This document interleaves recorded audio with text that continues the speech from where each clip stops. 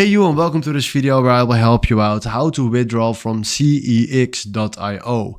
And for this, first of all, we click right here on CEX wallet. So we will do this real quick. And then after that, when we click here on the wallet, we go right in the top to withdraw.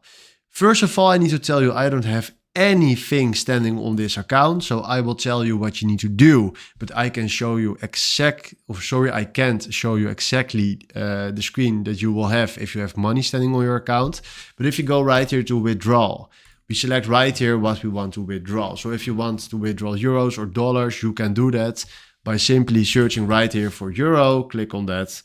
And then right now you select right here the destination, and then you can link your MasterCard or your Visa.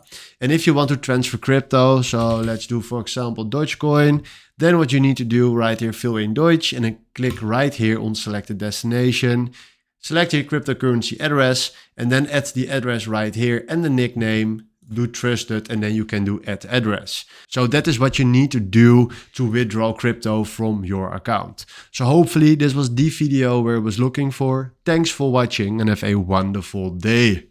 Ciao.